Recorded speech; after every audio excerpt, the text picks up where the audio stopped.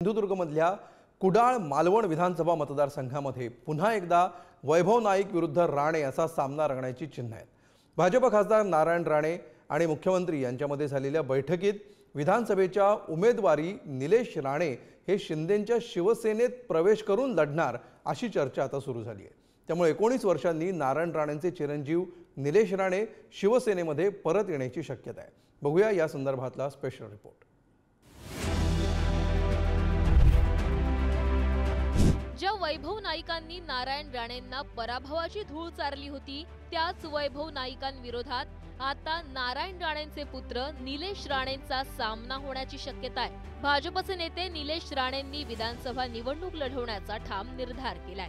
यासाठी निलेश राणे शिंदेंच्या शिवसेनेची वाट धरणार असल्याचं बोललं जातंय। त्याच पार्श्वभूमीवर मुख्यमंत्री एकनाथ शिंदे आणि खासदार नारायण राणेंमध्ये भेट झाल्याचं समजतंय। निलेश राणेंसाठी भाजपनं कुडाळ मालवण मतदारसंघावर दावा केलाय। जागा वाटपात कुडाळ मालवण मतदारसंघ शिवसेनेच्या वाट्याला जाण्याची शक्यता आहे। कुडाळ मतदारसंघात महायुतीत उमेदवाराची अदलाबदल होण्याचीही शक्यता आहे। निलेश राणे शिवसेनेत प्रवेश करणार असल्याचं बोललं जातंय। शिवसेनेकडून निलेश राणे कुडाळ मालवणचे उमेदवार असण्याची शक्यता आहे। निलेश राणे या वेळेला विधानसभेत असणार। पण कुठून दिसणार सर? मी बोललो ना, मी दुसऱ्या प्रश्नाचं मी उत्तर दिलं। विधानसभा कोणती असणार? जे आमचे नेते ठरवतील तिथून लढवणार, पण 100% या वेळेला विधानसभेत जाणार निलेश राणे। कुडाळ मालवण हा एकेकाळी नारायण राणेंचा बालेकिल्ला म्हणून ओळखला जात होता। मात्र 2014च्या विधानसभा निवडणुकीत वैभव नाईकांनी नारायण राणे यांचा पराभव केला। त्यानंतर राणे कुटुंबियांकडून कुणीही कुडाळ मालवण या मतदारसंघात निवडणूक लढवली नाही। त्यामुळे यंदा 10 वर्षांनी पुन्हा एकदा कुडाळमधून राणे विरुद्ध नाईक या पारंपरिक प्रतिस्पर्धींमध्ये लढत होऊ शकते। 2014 मध्ये काँग्रेसकडून लढलेल्या नारायण राणेंना 60,206 मतं मिळाली, तर शिवसेनेच्या वैभव नाईक यांचा 70,582 मतं मिळवत विजय झाला। तर आता 2024 मध्ये ठाकरेंच्या शिवसेनेकडून वैभव नाईक विरुद्ध निलेश राणे हे शिंदेंच्या शिवसेनेकडून निवडणूक लढवण्याची शक्यता आहे।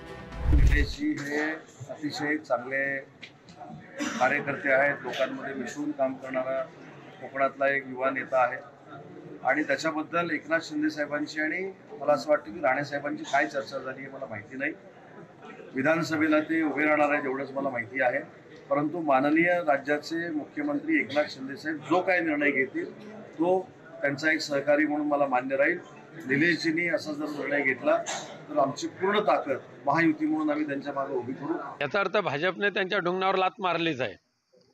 त्यामुळे सगळ्या पक्षाचा प्रवास करणं हा नारायण राणेंसारख्या बेईमान आणि गद्दार माणसाचं ते धर्म होऊन बसलेला आहे।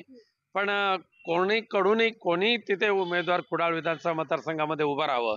शिवसेना उद्धव बाळासाहेब ठाकरे आणि महाविकास आघाडीचे उमेदवार वैभव नाईक 1001% निवडून येणार म्हणजे येणार। बाळासाहेब ठाकरेंचे निष्ठावंत कार्यकर्ते अशी एकेकाळी ओळख असलेल्या नारायण राणे यांनी 2005 साली शिवसेनेला जय महाराष्ट्र केला। राणेंसोबत त्यांची दोन्ही मुलं देखील शिवसेनेपासून दुरावली। नारायण राणेंसह त्यांच्या मुलांचा राजकीय प्रवास शिवसेना ते भाजप वाया काँग्रेस असा राहिलाय, तर एकनाथ शिंदेंच्या बंडामुळे शिवसेनेचे 2 भाग झालेत। त्यामुळे 19 वर्षांनी नारायण राणेंचे चिरंजीव निलेश राणे शिवसेनेत परतण्याची शक्यता आहे। ब्युरो रिपोर्ट, पुढारी न्यूज।